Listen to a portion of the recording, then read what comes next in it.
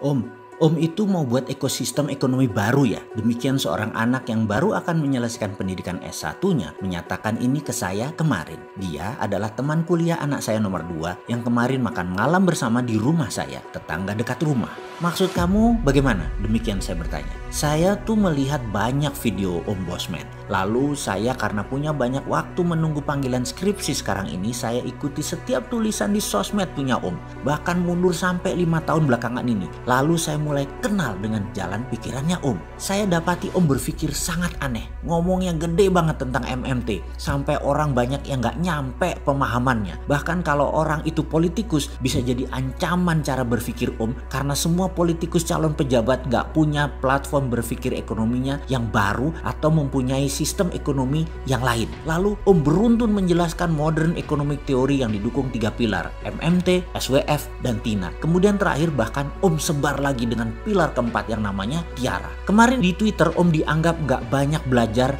gak banyak tahu tentang UNCLOS selat di Indonesia. Tapi Om gak jawab, malah orang-orang aja yang pro kontra saling bersahut-sahutan. Ditambah lagi teori konspirasi virus corona membuat banyak pro kontra berkepanjangan.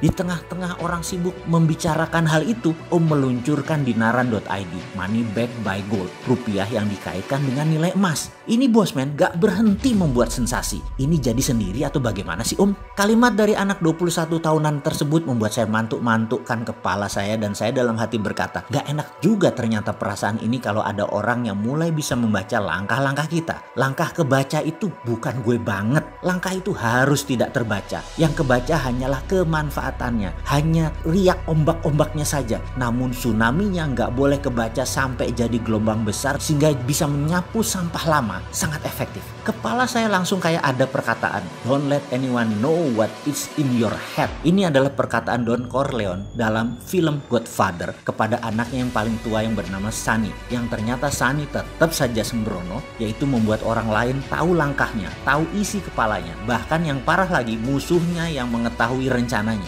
Sonny game over, selesai sebelum menjalankan apa yang dia rencanakan. Sementara Michael Corleone tetap shadow, langkahnya tidak terbaca. Michael Corleone lah yang akhirnya menjadi seorang Don sampai akhir hayatnya. Bagi seorang Don, langkah dan tindakannya nyata, namun apa yang menjadi tujuannya harus tidak ada yang tahu. Saya kemudian menyelidik lebih dalam lagi untuk tahu apa isi anak mahasiswa ini otaknya. Apakah dia bisa membaca tujuannya atau dia terfokus dengan langkah-langkah catur kecil kita? Saya pun bertanya, apa yang kamu simpulkan dari pengalaman beberapa bulan ini mengikuti sosmed Mardigu dan video Bosman? Demikian saya mulai melakukan in-depth question. Mau ganti sistem ekonomi, katanya polos. Dalam hati saya berkomentar, boleh juga nih anak analisanya. Sistem ekonomi bagaimana? Kata saya menyelidik lebih dalam lagi. Membangun contoh buat negara berskala kecil. Misalnya membuat solusi untuk korban PHK, pengangguran, dan orang yang nggak punya kerjaan. Lalu meluncurkan Dinaran.id yang membuat uang orang ada backup emasnya.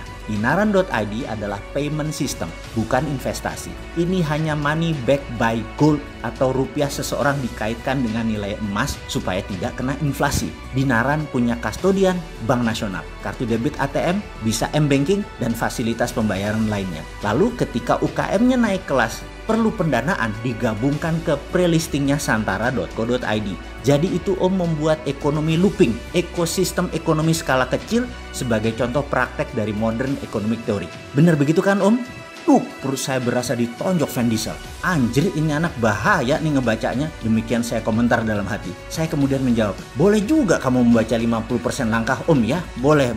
Saya tepuk pundaknya sambil berdiri, kemudian meninggalkan ruang makan tersebut. Saya pun pindah ke ruang kerja saya di ruang belakang yang mejanya berantakan, lalu menelpon beberapa orang dengan nada tinggi. Kemudian saya mulai ambil kertas, saya coret-coret puluhan lembar tulisan yang saya tempel di dinding. Setelah beberapa jam di ruangan tersebut, saya belas sebuah kalimat di dalam grup-grup saya dengan kalimat tegas, jalankan protokol B.